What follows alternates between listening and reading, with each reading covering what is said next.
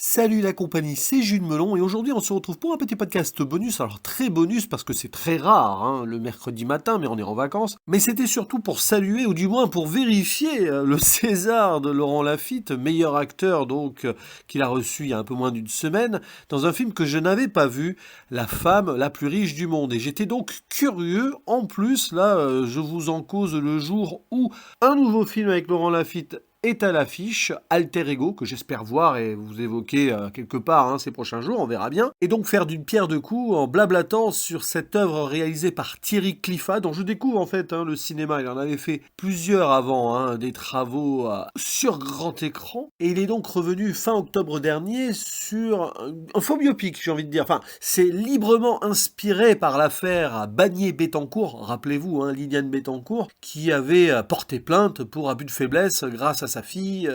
Apparemment, un photographe voulait lui extorquer de l'argent avec une amitié peut-être un peu forcée, blablabli, blablablou. Alors, j'en avais vaguement entendu parler plus jeune de ceci, mais bon, Liliane Bettencourt, c'est surtout par rapport au sketch au Guignol des infos que je m'en souviens, ça c'est terrible.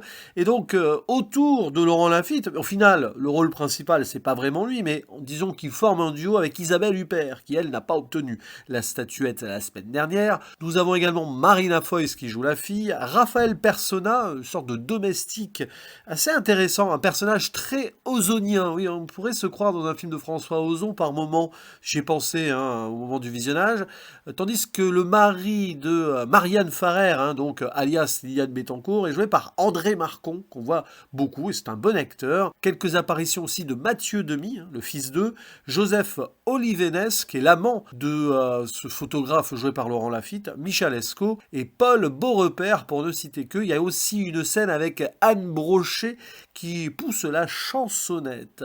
Et nous sommes ici en présence d'une sorte de comédie dramatique, si on veut. Disons que dans certaines punchlines de dialogue, on peut dire que c'est ça. C'est plutôt bien écrit sur ce plan-là. C'est un film bavard, mais qui justifie, on va dire, ses répliques.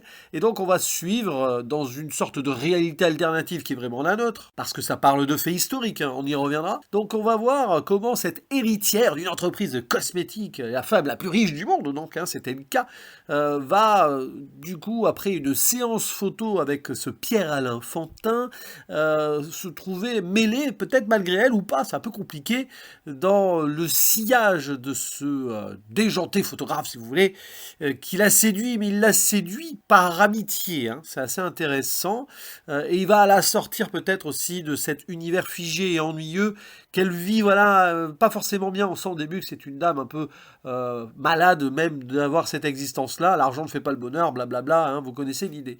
Mais cette amitié improbable là va avoir un prix parce que, alors, elle est très généreuse, la dame. Bon, avec les gens de sa famille, notamment son futur héritier qui reçoit son premier million là, mais elle va l'être d'autant plus avec cet inconnu de la famille et forcément, ça va éveiller les soupçons de la part notamment de la fille Frédéric, jouée par Marina Foïs, qui va essayer de mettre à mal cette emprise, parce que clairement c'est une sorte d'emprise, on voit quelque part un peu la faiblesse de cette dame, trop couvée par son propre bonheur financier, mais qui derrière ne sait plus trop où donner de la tête, et on le voit, elle le vit dans son côté un peu cadenassé, à ne pas vraiment aimer sa fille, il y a un lien assez dur là, sur ce point-là, et donc justement, peut-être par une forme de vengeance aussi, Marianne va tenter donc de faire intervenir la justice, tout ça.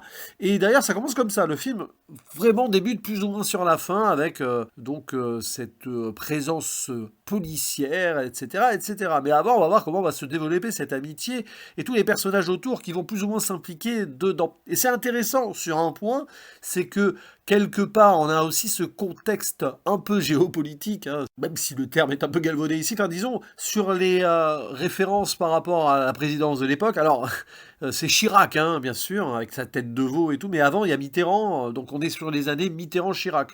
Ça se déroule sur une dizaine d'années, à peu près, dans ces eaux-là. Vous avez des repères un peu temporels, par moment, à base de Titanic, sorti au cinéma ou autre. Il y a une éclipse solaire, donc ça, c'est plutôt vers la fin.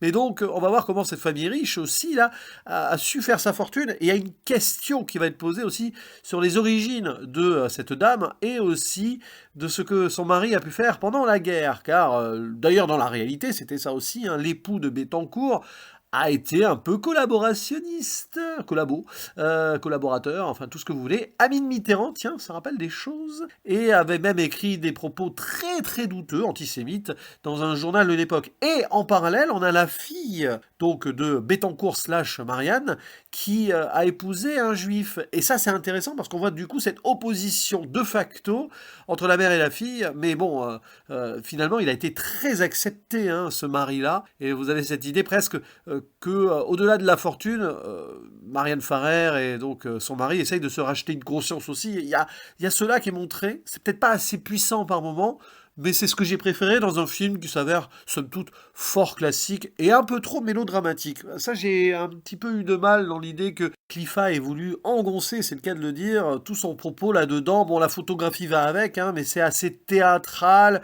c'est assez, habituel dans le genre. Ça a plu du coup à l'Académie, mais pas forcément pour les sections qu'on aurait pu imaginer. La photographie, voilà, dans cette idée de cocon faussement luxueux, où on voit qu'on est dans une vie artificielle. L'idée est bonne, hein, mais sur 2 heures, ça paraît un peu long. Moi, j'ai préféré le côté un peu intrigue et ces personnages secondaires. Alors, Laurent Lafitte ne démérite pas. Il est vraiment très bon et c'est un bon acteur, hein, la plupart du temps, même si parfois il fait des choix de carrière douteux, y compris derrière la caméra, mais ça, j'en ai déjà parlé sur la chaîne. Non, là, il est vraiment bien. Il y a une évolution de son personnage, notamment dans le dernier acte, évidemment. De là à ce qu'il ait un César, j'avoue, je n'ai pas d'opinion là-dessus. C'est pas très important de toute façon. Ces histoires de récompense, hein, c'est plus pour la gloriole. Isabelle Huppert, un peu en retrait paradoxalement dans son rôle principal, mais ça lui colle, hein, parfaitement à la peau. Disons qu'elle fait le café.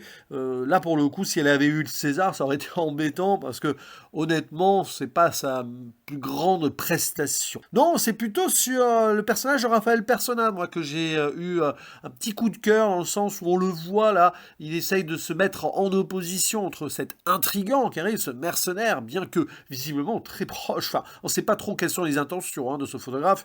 Mine de rien, le film laisse planer une forme de doute, mais il est là en mode protecteur. Et j'aime bien cette psychologie un peu mystérieuse, et d'ailleurs qui déjoue certains pièges, certains stéréotypes, parce que quand le photographe arrive, hein, qui est homosexuel, il pense que ce domestique l'est aussi, mais qui cache son jeu, mais en fait, ça va bien au-delà des apparences, etc., etc. Et c'est vraiment, voilà, limite là, le personnage que François Ozon aurait pu intégrer et écrire. Alors, je ne sais pas si Clifford et Ozon ont une apparenté dans les œuvres qu'ils ont pu faire, etc., etc., mais on pourrait mettre en parallèle avec Peter Van Kant, hein, que vous savez, cette adaptation fassbenderienne que notre Ozon national a pu faire il n'y a pas si longtemps que cela, et peut-être que c'est là-dessus que je joue au jeu des comparaisons, mais bon, peu importe. En tout cas, j'aime bien cet acteur qui avait joué dans Boléro, hein, il me semble, qui a quand même quelque chose assez naturel et juste, bien que classique dans son approche.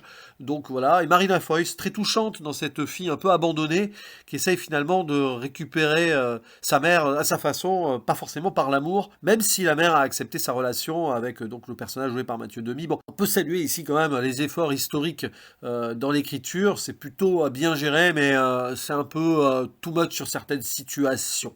Voilà, c'est un film qui est correct, modeste, on va dire, quand même, dans une certaine approche globale, qui tente des choses, qui est donc très pour l'académie et qui a su plaire pour Laurent Lafitte, qui limite avait un rôle plus intéressant dans Classe Moyenne l'année dernière et qui semble être passionnant à suivre, potentiellement dans le alter ego, donc qui va sortir là, à suivre justement, c'est le cas de le dire, en espérant que je puisse le voir bientôt sur ces fins de vacances, mine de rien un peu incertaine de mon côté, mais bon, on a toujours des petites incertitudes niveau planning, mais c'est vrai que parfois, paradoxalement, on a encore plus de choses à faire hors vacances que quand on travaille, mais bon, c'est comme ça. Allez, trêve de blablatage et donc de digression, je vous invite à le rattraper quand même, La femme la plus riche du monde, puisqu'il est sorti donc, il y a quelques jours, là en marge des Césars, mais c'est vrai que c'est pas un film qui aurait révolutionné mon top. Loin de là, en fait. Ça se suit, c'est vite fait, comme ça, sympathique, c'est plutôt bien géré. Donc, je le disais dans la narration, les dialogues, etc. Thierry Clifford a fait un travail correct, et puis derrière, hein, ça s'est plutôt bien impliqué. Donc, voilà. À vous la parole en commentaire. Dites-moi ce que vous en avez pensé, si vous l'avez vu en salle à l'époque, et si vous imaginez faire un commentaire là-dessus. Hein. Est-ce qu'à votre avis, Laurent Lafitte mérite César? On s'en fiche un peu, mais est-ce que c'est, pour vous, une bonne idée? Ouais, ça fait un peu putaclic cette fin. Allez, à vous la parole et je vous dis à la prochaine. Ciao.